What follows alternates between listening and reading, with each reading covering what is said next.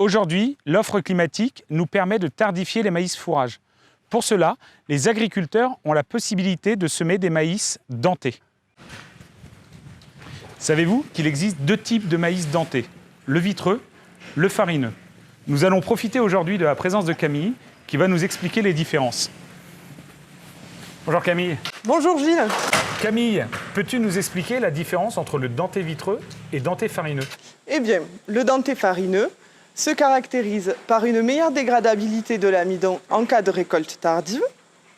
Au silo, même chose, la dégradabilité se fera plus rapidement, la fermentation au silo se fera plus rapidement, ce qui permettra à l'éleveur d'ouvrir son silo plus tôt. D'accord. Et dans la ration des vaches et le rumen, c'est la même chose, la dégradabilité se fait plus vite, ce qui permet d'avoir un effet boost sur la ration des vaches. Là, nous avons vu le farineux. Pour le vitreux, Le vitreux, c'est un petit peu différent. Au champ, au moment de la récolte, c'est un maïs qui a quand même une capacité à rester un peu plus vert. Donc ça amène une certaine souplesse à la récolte. Généralement, dans les expérimentations qu'on a fait, on arrive à conserver 2 points de matière sèche comparé au farineux. Au silo, du coup, l'amidon vitreux est un petit peu plus difficile à fermenter, ce qui fait que la dégradabilité de l'amidon va être plus stable. Et même chose dans le rumen de la vache, qui dit dégradabilité plus stable, dit plus de souplesse au niveau de la ration pour les vaches. Camille, ces deux solutions ont l'air très intéressantes.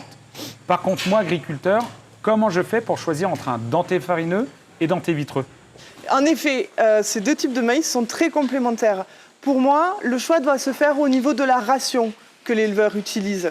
Par exemple, un éleveur qui utilise une ration avec des fourrages grossiers type foin en rubanage, je pense qu'il vaut mieux qu'il utilise un maïs denté farineux pour son effet boost dans la ration.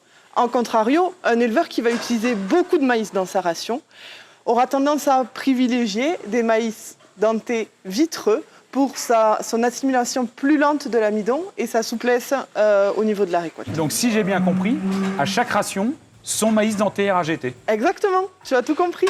Merci Camille.